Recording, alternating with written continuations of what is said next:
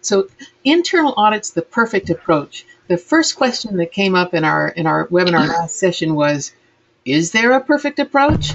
And of course, perfect is relative. It's like you can plan the perfect approach. It's an approach. Let's see how it actually turns out in execution. What we'll be talking about today is a way that companies can set up their internal audit program that uses the skills that are referenced in ISO 19011, using the process approach to audit. But I think you'll learn some tips that you can use to tweak your internal audit program. And then at the end, we'll talk about how Desera might be able to help you. And I promise over the next couple of weeks, we'll be sending you a white paper about this webinar, the contents of this webinar that you can share around, and we'll send some other comments and things you can do. And then, of course, we always have our training programs and such that we do, and that's why we do these webinars, so that we can distribute the recordings and the white papers and so forth, and people can get to know us and think of us if there's something that we might be able to help you with in the future. So that's about the webinar today. Our speaker is Ben Krupowitz. I know those of you who have been to a lot of our webinars are used to seeing my face here, but Ben Krupowitz is a principal consultant and the leader of our process improvement practice. Ben's been in different industries throughout his career. General industry, I know he's a car nut. He's in fact worked in the automotive industry with 16949. He worked with a company and brought them TL 9000 certification, a global organization that he brought the telecom standard into and implemented there. And he's even worked with a medical device, but now he works in Illinois and supports companies who want to use the Malcolm Baldrige framework. That's probably his biggest thrust right now, besides process improvement in general. So Ben's a good friend from a long time back and one of our consultants who's very experienced, not just in internal audits, but in process improvement all around. So I'd like to welcome Ben. Ben, go ahead and take it away. Thank you, Karen, and welcome to all on this call. And I believe all on this call would like a better internal audit program. But, what does a program like that look like? First of all, as Karen mentioned, are they perfect? Well, there's varying degrees, of course, but some general similarities have emerged in the work that we've been able to do with clients over the years. So typically these programs are supported by management. They ensure compliance, but they also support organizational performance. Typically, senior leadership has a clear vision of the desired outcome for the program, and audits are scheduled and resourced based upon priorities and current performance levels. So we're not only discussing conformance here, but we're talking about process consistency, and we're talking about improvements as well. So let's go a little bit deeper. We're all required to conduct internal audits by international standards, customers, other requirements, but many organizations and companies feel they might not be getting a reasonable return on their investment. They often struggle with support and resources, and there really does have to be a better way. The next several slides will reference some common audit program challenges faced by our clients, but certainly not all. So you may be this person in your organization. You may be responsible for the design, the execution, and the overall effectiveness of the audit program. You might consider this daunting, and I believe that it is, because sometimes there's missed opportunities for engaging the entire organization and allowing them to receive feedback from each other based upon the audit program. Another challenge many organizations face is audit scheduling and the execution of the audits. Without a clear focus and a priority, we can all get busy and we can all get involved in other priorities. So this is commonly a challenge for many organizations. Another challenge that we find is really identifying appropriate value-added issues that are going to help us. Many organizations will find that their corrective action system may be full of issues that, although need to be resolved, might not be necessarily moving the needle as far forward as they might like. Examples might be audit findings that talk about training records not being up to date, with no analysis or investigation of any impact on the organization or process performance or compliance with any sort of requirements. Another example that you might be familiar with is documentation issues. Real easy to find, but are they really going to have, or do they have, impact on our process and our performance? Corrective actions are a challenge for many organizations, and effective corrective actions will help us to move the needle forward. Many organizations struggle with finding the true root causes of the problems, and unfortunately, some of these problem areas tend to be their key operational areas as well. You'll find as we go a little bit deeper into this presentation, we'll be talking specifically about different auditor skill levels. But for many organizations today, there may or may not be a feedback loop or a mentoring program to enhance the skill levels as they move through different levels and different approaches to internal audits. So we'll talk about a little bit this as well in terms of skill levels necessary and how some organizations can mentor and do mentor their employees to become better internal auditors. All right, so what are we going to cover today, Ben? Well, here's our topics for today. We're going to introduce a concept of an audit committee. Now, we'll talk about the audit committee up front in terms of how to assemble an audit committee, how they can help you or others in the organization. And then we'll come back at the end of the presentation and also talk about the audit committee and talk about their role in monitoring and improving the audit committee. We'll also give you some initial ideas on how to get started with establishing an audit committee. The next topic that we'll cover has to do with defining the objective for your audit program. This is typically the responsibility of the audit committee, and we'll talk about how to do that and how that focuses an organization and a program, and we'll give you some examples. Next, we'll talk about audit scheduling. We'll talk about 3 different types of audits: audits of standards for compliance, audits of process for compliance, and then we'll introduce a third concept, which is process effectiveness audits, and talk about how that's approached. The next topic that we'll cover is auditor selection and monitoring of auditors and auditor skills required. And then we'll move on to the program monitoring and improvement, which will get us back into a discussion of the audit committee. So who is this audit committee? Well, the thought process from this area is that a team is helpful and needed to develop, lead, resource, manage, monitor, and improve the program. Individuals in your organizations that you know bring unique perspectives and organizational understanding. This committee can help us to guide resources and to focus on the matters of the most significance within our system. This is commonly referred to as risk-based auditing and is commonly misunderstood. So we can use our audit committee to help us to do risk-based auditing. Now, the size of the committee, it's going to vary based upon the nature and the complexity of your organization, as well as your level of maturity of the system. And so how many people should you have? How do you go about setting it up? Many of you might be familiar with the work of John Cotter in terms of leading change. And he talks about something called a guiding coalition. And a guiding coalition, in my mind, helping to manage change in an organization is very similar to an audit committee. And so this means a group of people. Let's say it's a really small organization. Maybe it's 2 or 3. Maybe it's 2 or 3 key leaders and managers. In larger organizations, it could be, much, much more.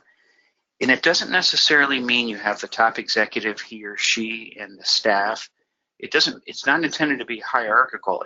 It's the type of people that that are looking to different approaches, looking for ways to improve the organization, individuals that you have a good working relationship with. These are the folks that can help you with socializing the idea. Perhaps they'll provide you with an opportunity of starting out in their area in terms of testing out some of the concepts. And what they're going to do is they're going to be helping to provide you with resources, but also insight to the organization in terms of where the opportunities lie. So a little bit more about the audit committee will be coming later throughout the presentation, but that's the introduction of the concept. And let's move on to one of their first tasks. Now that is to establish the objective for the audit program. Every organization needs to craft their own unique objectives for the program. This will direct the planning and conduct of audits and ensure the program is implemented effectively. Now, how do you start this? Well, it really starts with an understanding in a discussion between the audit committee members of your organization, including key products and services, the competitive environment, strengths, opportunities, weaknesses, competitive positions, strategic challenges. All of this may sound very similar to the context of the organization, which is talked about not only in the Auditors framework, but ISO 9001. So it really starts with taking a look within your organization and then understanding what your situation is. And from that, next thinking about what are some of the business issues? What are some of the current performance levels? What priorities must be factored into discussions? This involves reaching out to process owners or department heads, analyzing customer requirements, applicable standards, and really getting a broad view in terms of who you are as an organization and what's important, not just today, not just in 3 months, but perhaps as far as 1 year from now. Now, let's get a little more specific. So let's talk about 4 different examples of program objectives from selected organization.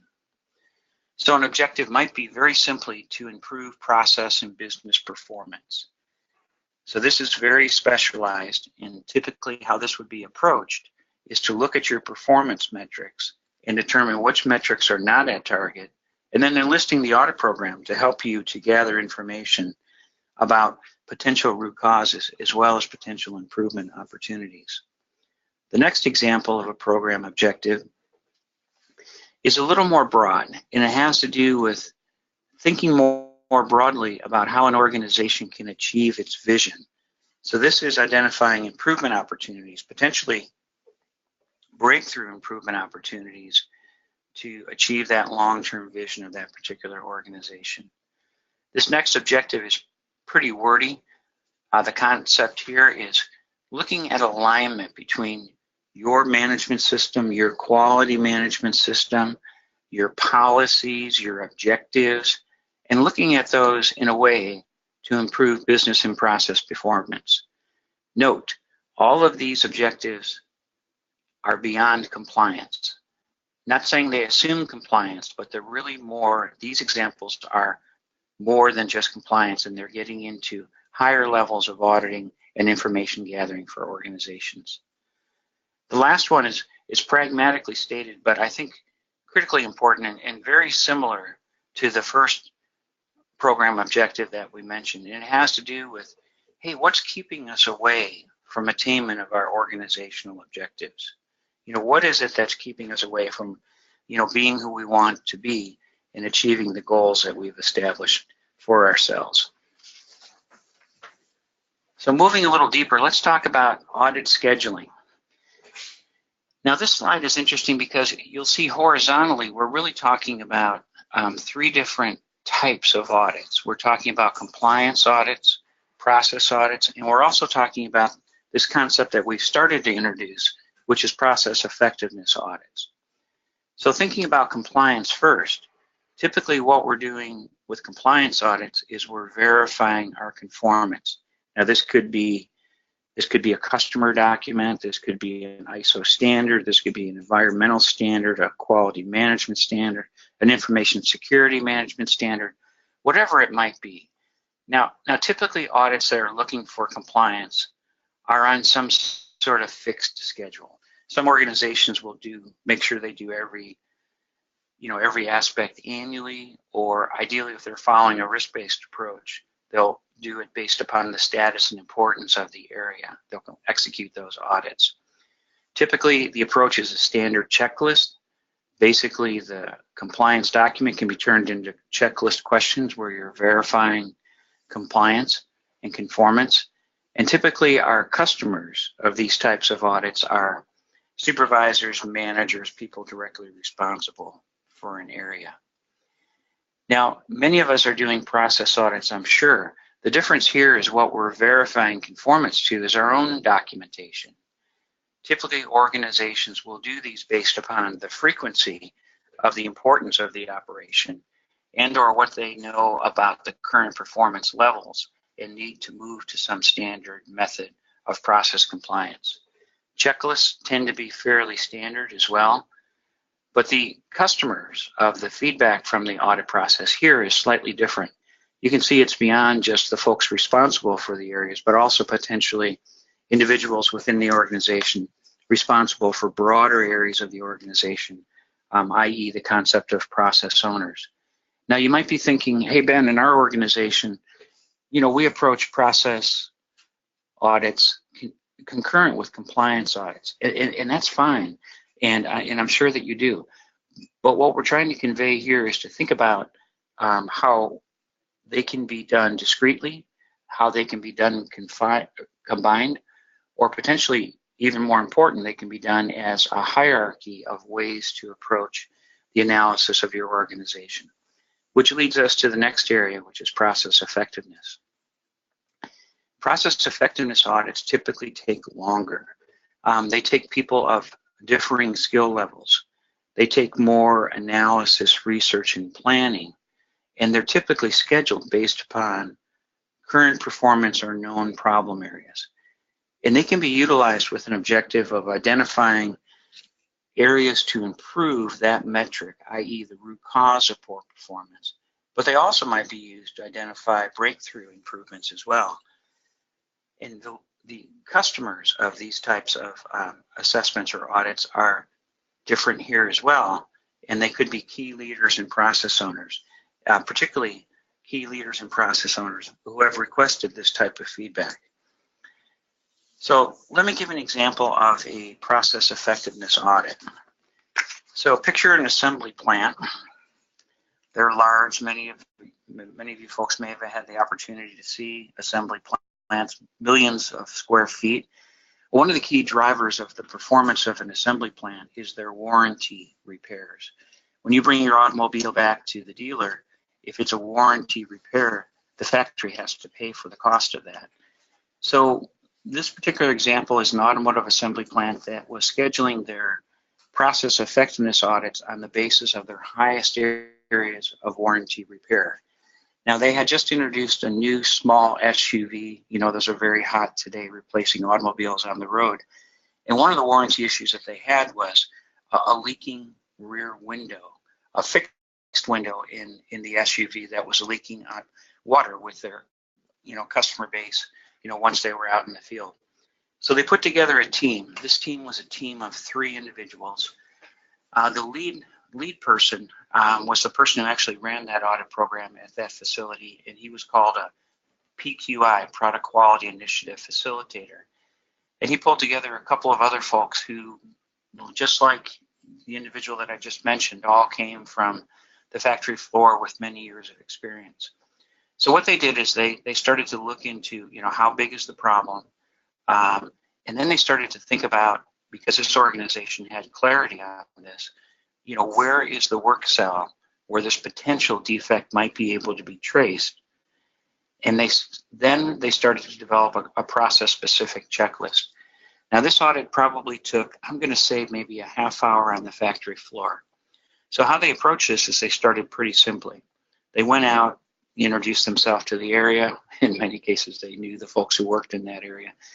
And they checked their station work instruction to make sure that it was there, to make sure that it was accurate, and to make sure that the operations were being performed consistently. This is basically a process audit.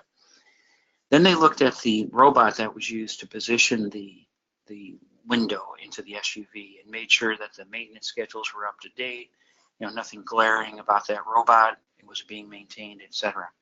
They next looked at the urethane that was used to be the sealant on the window that would attach it and seal from water leaks to the body itself.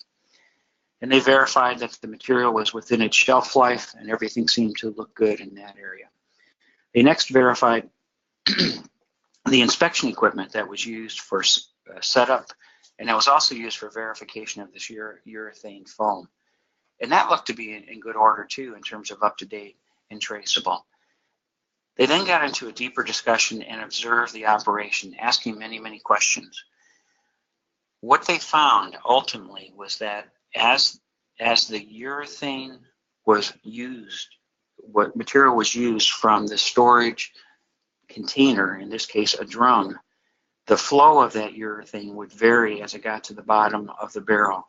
And what this would do is produce a correspondingly smaller bead than necessary to have an effective seal. So as a follow-up to the audit findings, the team was able to identify the cause of the warranty failure. And a monitoring system was put in place to monitor the near empty sealant, and that solved the issue. Now you might be thinking to yourself, didn't somebody know that?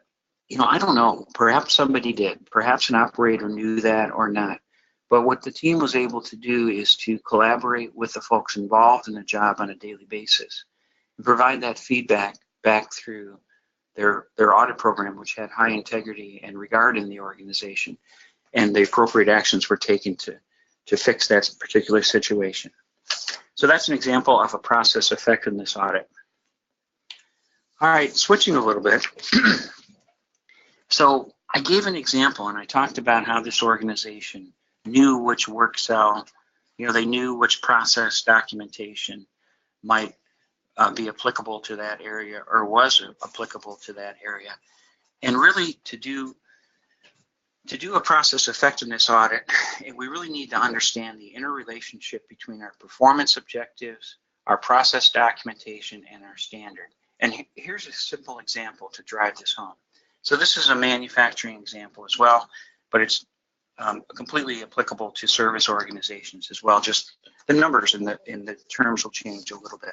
So let's say this is a simple manufacturing organization.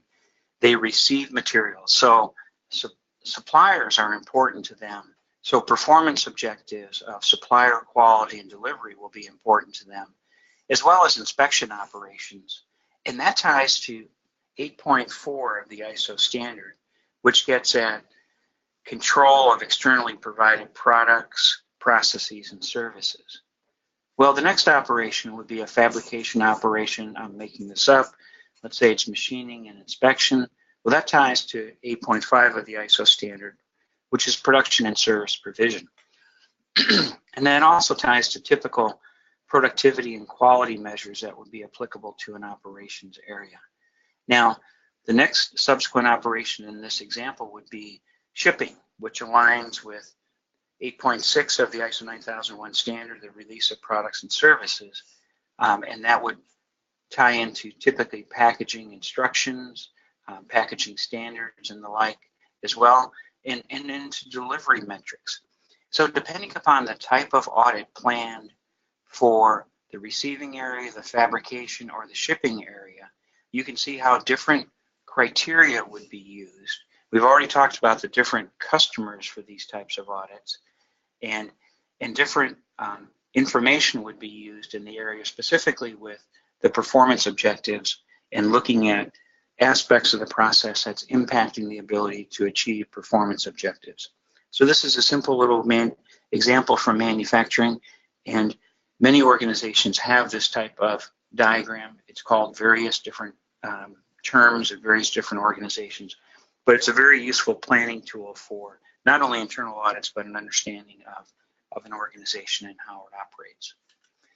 All right, so we promised we'd talk about auditors. So a couple of things to get started. In a perfect world, our audit program engages our best employees. There's a couple reasons for that. One is it sends a message to the organization, and two, we know we can count on these individuals to be competent, skilled, and to bring the right stuff to our audit program, which again leads credibility to our audit program. But the knowledge levels are different for differing types of audits. With compliance auditors, knowledge of the standards are important. Process auditors are typically folks from within the area that have experience in the process or have a lot of experience in, whatever it might be, the service operations of the organization or order management, or whatever particular department it might be. But when we get to process effectiveness auditors, we're really looking for different individuals. We're looking for, information and awareness of process, and of course applicable standards for guidance as well, but also an understanding of results, an understanding of measures, an understanding of data, and an understanding and an ability to apply these back to a process situation, per the example that we gave for the process effectiveness audit of that of that automotive assembly plant.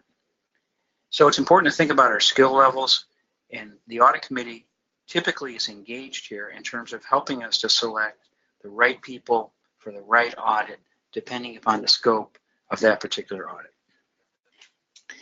All right, so let's go on and let's talk a little bit about program monitoring and improvement. This is where we get back to our discussion about the audit committee. If you read applicable standards like 19,011, which are a bit dated today, they'll talk about a single individual, remember that lonely quality manager, of having a responsibility for the program monitoring and improvement.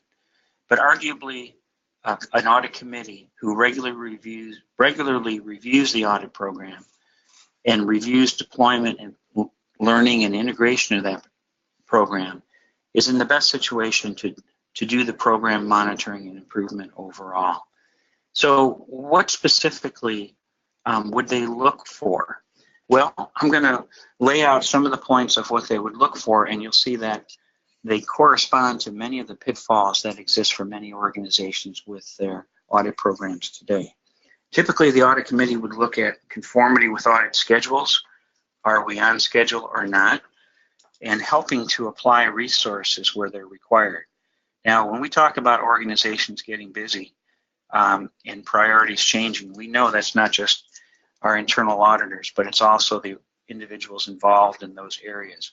So providing access, providing importance, reinforcing the importance of audits is something the audit committee typically helps with. Another pitfall that we mentioned is value-added nonconformities, and we gave a couple of examples of non-value-added nonconformities. And so monitoring the audit records and results and looking at the types of nonconformities and trends of nonconformities that are being identified is typically the responsibility of the audit program. Correspondingly, looking at the corrective action system as well is a responsibility that can be addressed by the audit committee. There's probably nothing simpler than monitoring corrective actions. Either they're completed on time or they're not. Either the problem reoccurs or not. Either a root cause was identified. So it's fairly easy. And so this type of monitoring, evaluation, and helping to improve the effectiveness of our corrective action process can be done by the audit committee. We've talked a lot about the performance of auditors. So some sort of an evaluation tool, some sort of feedback loop can be aligned back to the audit committee in terms of helping auditors to advance from compliance to process effectiveness audits, and the audit committee can help with this as well. Early on, we talked about establishing an objective for the audit program. So is the audit program actually achieving those objectives? And I said objective, but it can be obviously multiple objectives. So whatever was laid out for the program, are those things happening? Are we getting our return on investment now? Are we getting the types of feedback that's of value to those in the organization? And if not, what action plans can we put in place to help us to get back on track to achieving those objectives?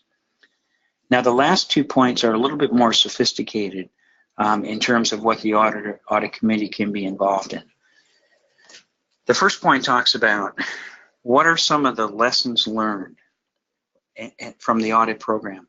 But the lessons learned arguably are not only applicable to improving the audit program moving forward, but how can these lessons learned be integrated throughout the other areas of the organization and applied in other areas? So all of the concepts of what's being learned to improve not only the audit program, but also the organization.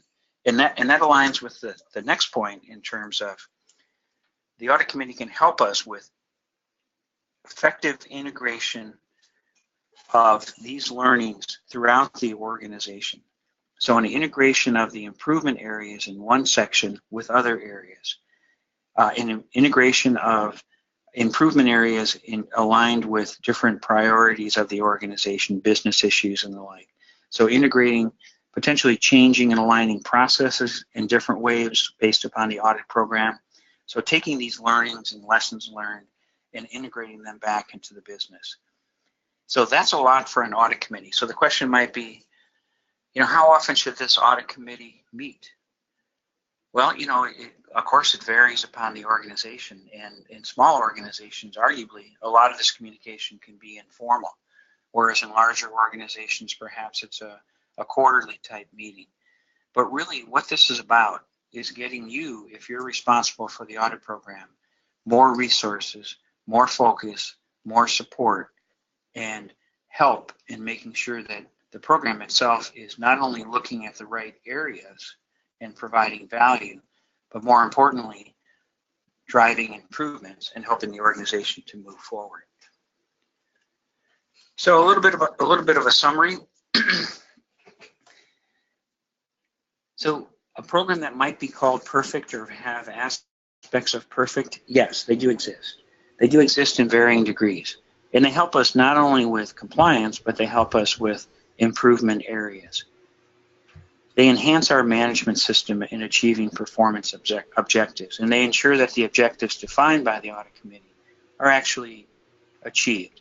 Now, how this might feel if you're an employee in one of these organizations that has a sophisticated program like this, you might feel today, arguably, or you might have felt in other organizations that you were audits were happening to you.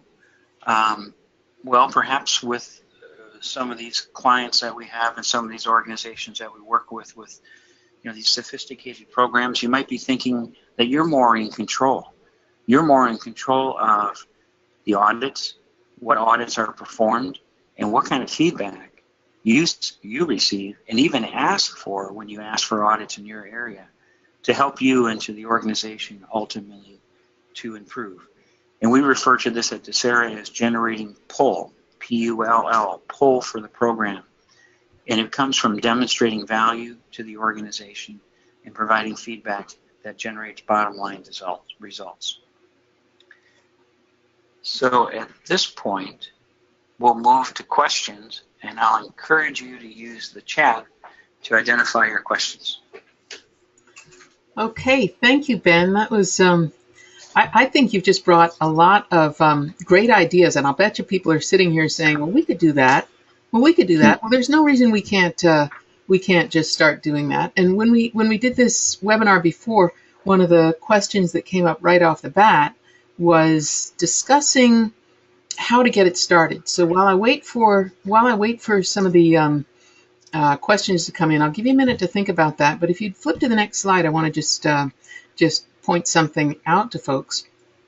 One of the things we do when we give these webinars is we always want to give so much value that you can take this information and act on it immediately. I mean, I'm looking at some of the names of the people on this webinar, people that I've known for years, who I'm like, really? She showed up? She's an audit expert. And yet, even though I love it that the do-it-yourselfers in the room, the people who have tremendous support in their companies, are still saying, I'll bet there's something more I can do. So I commend you for being here, even if you're already really knowledgeable and you know that you can put this stuff to use in your company right away. But other people may be looking at it and saying, I need some support. It's a great idea, but that's not the way we do things around here. It's not historically our way to have an audit committee. And how would I get those people involved in actually participating in a committee when they act like internal audits are something we do because our auditor says we have to. Our auditor says every process, every clause, once a year. I know one certification body, that is their rule, and it'll be interesting to see if they change that under the risk-based approach. But sometimes what's needed is just the boost of some additional training to get people off the ground, to get people out of doing strictly compliance-based audits. So if you flip the slide, Ben, the thing is what Desera does, as I mentioned at the beginning, is we offer these kinds of webinars to introduce people to our services, and it's surprisingly affordable compared to some of the systems that are out there. And it's not just sit down and watch a screen or read some slides or be lectured to over the internet. It's really valuable when you can pull an instructor, particularly one from DSERA, into your facility to do some training.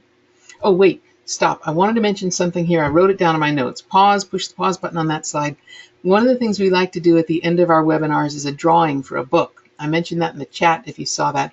Amusing Confessions of an International Consultant by DSERA consultant Mark Hale. So we'll be offering a drawing for that. And I know that one of the people that won that book, at least one of the people who won that book last time on our webinar, is on the call. And she's probably saying, Karen, you faker, I never got my book. But Chris, don't you worry. It got buried under a pile of stuff. I mean, I found it in its packaging all ready to go to you, and I'm embarrassed. So you will get your book, and if you win this time, if I draw your name this time, then I'm gonna choose someone else. But anyway, stay on the line, and when we finish questions, we'll be having the drawing for that as well. Go ahead and chat any questions that you have in right now, and I'll just continue what I was saying about having us come in. The way we typically do this for newbie auditors is we would start with having a day and a half on ISO 9001 2015, depending on how knowledgeable people already are of the standard. And then the other day and a half is on audit skills, where we go through practicing how to interview people, how to collect and evaluate evidence, and so forth. More experienced auditors might be able to condense that 3 days into just 2. And then we like to do an audit lab on the 4th day, and sometimes companies will ask for a leadership briefing. We can also do the newbie class with a half a day to a day, even a 2-day advanced skills program. Sometimes we do the advanced skills program on the first day, then have the newbie program, and then we join everybody together for the last day for the internal audit and actually get audits done at the company site that they, audits they may be behind on, locking in those skills that they've gotten with the supervision of the instructor. So the important thing to get there is that it's fully customized. Some people like to get their auditor training, their new auditor training, from their certification body, saying, well, if the certification body trains them, then they'll know what to look for. And that can sometimes be a little misleading, because while they're experts in the standard and experts in training, they are prevented from talking specifically about your own situation. They can't go out and do an audit lab on your production floor, because then what they're doing turns into consulting, and they get that bias when they come back in to do their third-party assessment, their certification or surveillance audits. So that's what we like to do at DSERA, is fully customize things to what you need. And if we get a classroom full of people who have already taken auditor training, we can dig into these methods that Ben has been talking about being more focused. And Ben was talking about recognizing the skills of auditors. You're a level 1, you're a level 2, you're a level 3. Well, a level 1 auditor would be someone who just, their first round of audits. They've taken the class. It's like having your kid go to driver training. You don't send them out to navigate New York City by themselves. You work with them for a while, and then they build up to driving downtown on your own, and driving in traffic, and then ultimately going out on the open road. Same way with auditor training. So that first level of training, get your level 1 auditors. Second level of training, we focus a lot more on process-based skills, really looking at what are the measurements of the audit, and doing like Ben explained in the example at the auto plant. Yes, of course you go over the compliance issues. Is everything set the way it's supposed to be on the line? Are all the people there and properly trained? And you look at the audit results from the last time they were audited. But more than that, you dig in with people about what kinds of things have been causing trouble here, or looking at specific problems there may be. And then a level 3 audit. Imagine getting the plant manager, the direct reports to the plant manager, to sit through a 3 or 4 day class. I don't know where you work, but at most of the places I work, that's pretty rare. We've had them, and they really appreciate the chance to interact with people in that environment that they otherwise might not get to. But what we can do for them is give them an advanced crash course in how to audit and in the standard, and really focus on using those advanced skills in very focused audits, as Ben was describing, truly the process improvement level of audits, because they often know the kinds of things that are bothering them, and then they can get out there and dig into it. So we can focus that half to 1 day training for the leaders in your facility as well. And we can do that all in the same week with others. So I strongly urge you to consider the prices is very competitive for DSERA. We haven't upped our prices the way some of the certification bodies did when they went to the new standard. So if you had a class of 10 people, that would be $22.50 per audit, per instructional or audit day at your facility. And that's something you can take to the boss and talk about. Hey, here's a general quote I got from DeSera. We'd like to do a customized version. Here's what I want to accomplish based on this class. Okay, there's your commercial for that. But I also want to let you know, Ben, if you'll flip the slide, that another way that we do that, if you've only got 1 or 2 or 3 people at your facility who may need some, he's going to come back to this, is our virtual classroom. And in that case, if you've got fewer than 5 people at your facility, but maybe you've got people spread over the country or around the world, we can do a virtual instructor-led class for your organization. Or we can do a public, and you'll see more information about that coming out, for internal audit training. The way we do that is to account for the different time zones and for the difficulty of sitting in front of a screen all day long, is we do 3 2-hour modules a day. Your breaks and you're getting out to the floor or having those phone calls that you need to return during the day happen between, say the class runs 9 to 11, you get a break 11 to 12, and then we go 12 to 2, you get a break 2 to 3, and then we go 3 to 5. So across the time zones, we found that that's generally a pretty good way to work it out. If we do it custom for your company, whether for all your people at one site or across sites, you save the travel expense of having an instructor come in, and you also get to have us focus on those things that are most important to you and ask about examples from your own company. In the public class, you can, of course, ask about whatever you want, but we do record them, and you may be sensitive about talking about some of your own situations.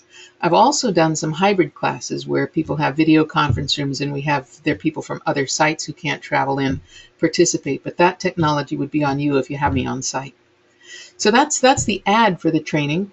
And let me see what questions have come in. I want to ask that first question that I said comes up quite a bit, and that is, Ben, how does somebody get started? I know you mentioned a book. You might mention that title again, because I think your examples that you gave from getting started with the perfect audit approach has some techniques that you'd advocate for. Yeah, I think what I would do, if I were in your scenarios, I would, first of all, kind of step back and do an analysis of where you think you are with your audit program, and just kind of be thinking about, where you might want to take it.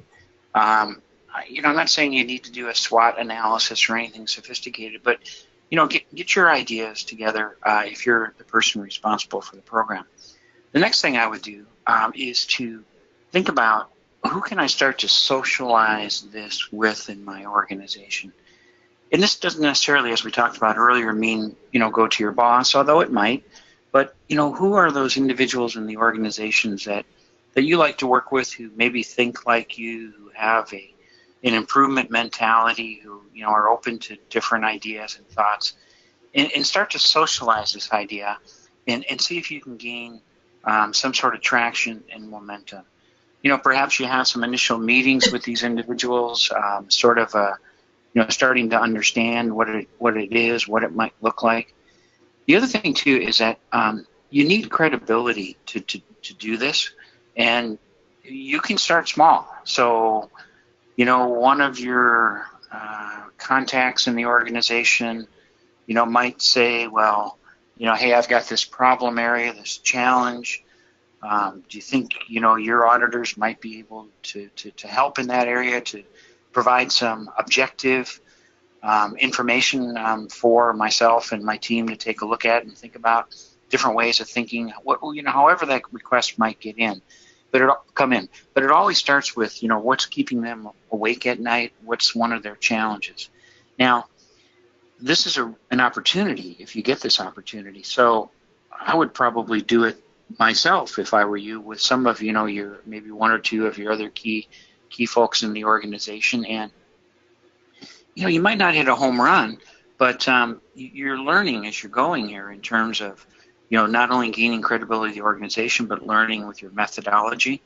And hopefully from a pilot like that, let's call it a pilot, you'll be able to get other opportunities in an organization. So the 3 steps we talked about is to do an analysis of where you are, think about some of the concepts from this webinar. Does it apply to you? Does it help you to understand your maturity level? Thinking about engaging and socializing the program with others, and then thinking about trying it out. And ideally, in a perfect world, with a perfect audit program, you take it to the next level.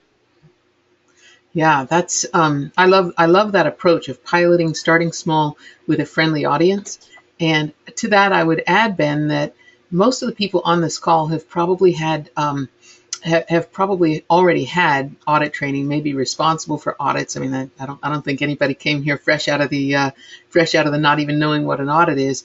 But if you've got some people who could be great technical experts, in other words, who would truly understand the process very deeply, and yet maybe aren't using auditor techniques of going in and collecting evidence. And I loved what Ben described, just finding things that by taking a closer look, it became a problem-solving exercise in that automotive plant.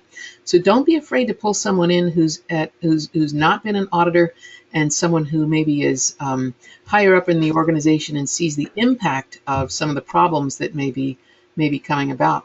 And that's why Cheryl had a question and said, do you offer training for the upper management level? And that's the kind of thing, when we go to the upper management level, we don't give them all the nitpicky details about how do you interview somebody, but we would cover the idea of gathering fact-based evidence against a requirement and cover that very quickly. They will rely on the people who have come up through the ranks and had the we're not going to put them through exercises in a lot of the things that we do in a regular internal audit class. We keep it short, half a day to a day, and priced accordingly, pretty much around the range that you saw on the last slide. And we can do that in groups or virtually. Another thing that we can do with upper leadership training is break it into an hour a week, or 2 hours over a 2-week period, or something like that. So customizing, we can work that to your schedule. I had another question, Ben, and that was on the audit committee. If you're going to start an audit committee, it may work well with that initial kickoff of that audit committee and some additional. We wouldn't even call it audit training. We would call it a process improvement assessment workshop, or whatever words work well within your culture. But Ben, as far as who might be on that committee, who would you be seeking in different kinds of organizations that might be implementing this? Let's Yeah. talk about a large Well, international corporation with many sites. Who might you want on a committee like that? yeah. Well, that's a good question. So let me think about a telecommunications company as an example. So I'm going to throw out some. This is actually a real world example. Let me just say it that way and explain it that way. So there was a quality director. He became a quality VP ultimately. But what he did is, as he was starting to look at changing an organization, he enlisted the global services vice president. He enlisted someone from finance who had high credibility. He enlisted, let me think, order management. It was global order management, but most of order management was in North America. And that's the group that he started with. Now, he added someone from HR as time went on. He added his manager, who was the senior vice president of global operations, was about a $2 billion firm at the time. And what they ended up doing was getting together, starting the discussions. I can't remember exactly. I think they might have met, maybe once a month for a couple, 3 months before they developed much inertia. And then what they did is they started to pilot in the order management area. Now, they piloted in the order management area because the order management VP at the time, was looking for help and looking for ways to do things differently. So that was the proof of concept, sort of, that we talked about, that we called a pilot earlier, and then the program, eventually moved into all areas of the organization. So that's an example of a real world example of how one, multinational, multi-billion-dollar organization did it. And they weren't all at the same level. I mentioned senior vice presidents. I mentioned directors. It wasn't about, hey, we all report directly to the CEO. That was not important. It was just the influential leaders, and we know who they are in our organization. It's not necessarily positional power, but influential power, and that's that's some ideas on maybe how to do that in a larger organization. And then what if you translate it to a smaller organization, a single site that has their own certificate? Yeah. So let's just make up an example. Let's say it's a small manufacturing facility, 50 employees. And let's just, in this hypothetical example, assume that the quality manager is responsible for process improvement. Well, let's say that quality manager has somebody who does internal audits exceptionally well. So maybe that's someone that they get started, he or she gets started with, right? And then maybe there's an engineering function and some open individuals in the engineering realm, or in a manufacturing example. Ideally, hopefully, it's someone in the manufacturing area, but it doesn't have to be the ops manager or the general manager, or it could be a key area manager, to start getting some inertia. And then ideally, in a perfect world, in a manufacturing environment, you're going to morph and you're going to get the materials department, and you're going to eventually have the whole organization involved. But just kind of getting started and starting to engage with others and socialize the ideas and concepts and build from there, and understand that it's an iterative process, and you might take a step back on a given week or month. Hopefully it's not a year, right? So you can continue to move forward. Well, what you have just described there, whether you do it at a local level at a small level with just maybe 3 people at a small facility, or you do it at the global level like you described, or anywhere in between, let's tie this back to ISO 9001 itself. And these clauses are the same for 9001, 14001, 27001, as well as the industry-specific clauses, the industry-specific standards as well. Clause 5.1, and I'm going to read it here so you'll see me looking up at my screen, or looking down at my screen.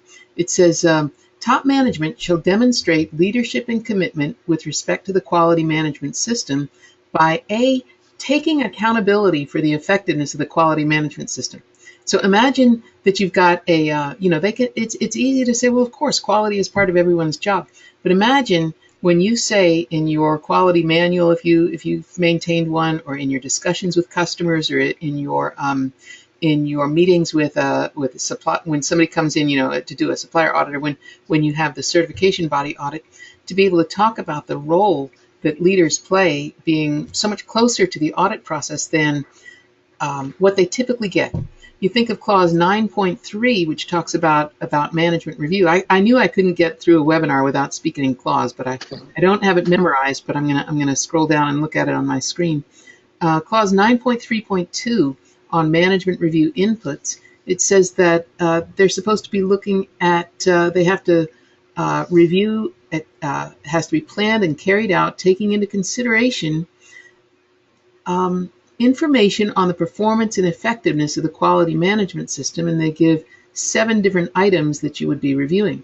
Well, imagine if you had key leaders participate, and one of those items is audit results. Currently, I know what a lot of people do for a management review is quarterly, semi-annually, and some companies just do a once-a-year dog and pony show where they say, well, we did, we had 2 supplier audits, and we had these nonconformities that were fixed right away, and we had, our CB audit, and we passed with no nonconformities, and we did all our internal audits on time. And we had some minor nonconformities, and they were all closed. We had 26 nonconformities, and they were all closed within 30 days.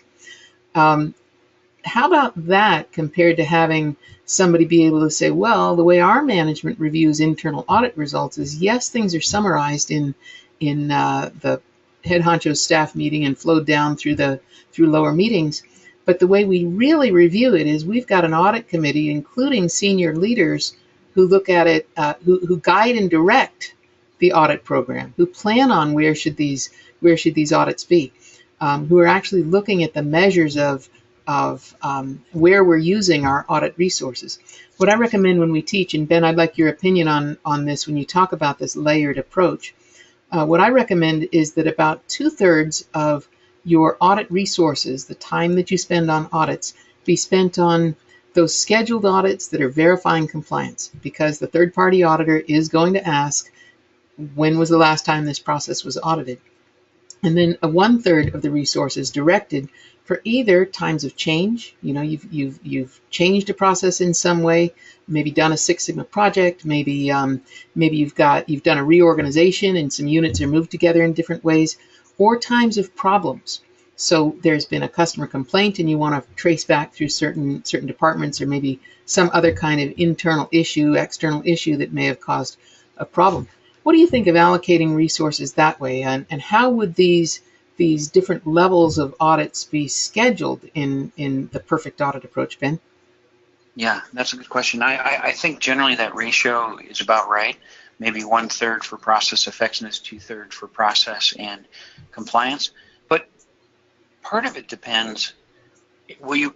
I'll answer that. But I also you brought up an interesting point too that I want to make sure that I don't lose, and that is you talked about performing audits as the way to hold the gain, as Duran would say, or the control phase of the project, in terms of providing feedback as to whether or not the improvement opportunity is actually stuck. And that's an important point that you make here, and that I didn't want to miss. But getting back to the ratio, I think the number sounds about right. But what really matters in my mind is, what are the results telling you?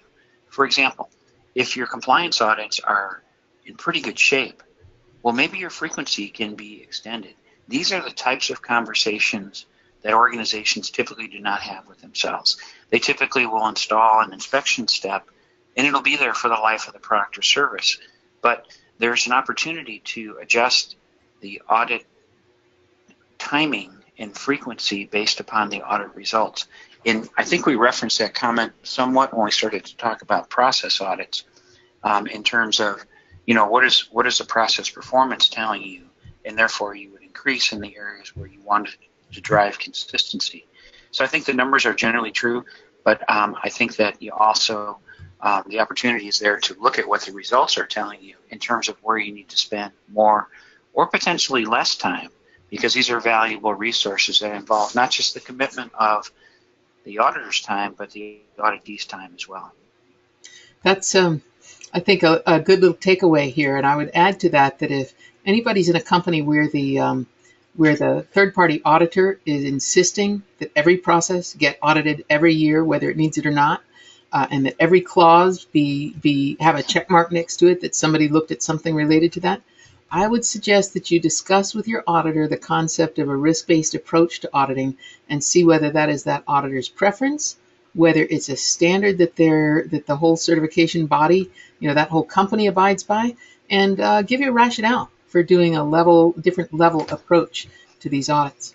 Okay, I promised a drawing for this book. I am going to choose. I haven't looked at the who's where on the list of participants for the audit, so I'm going to choose number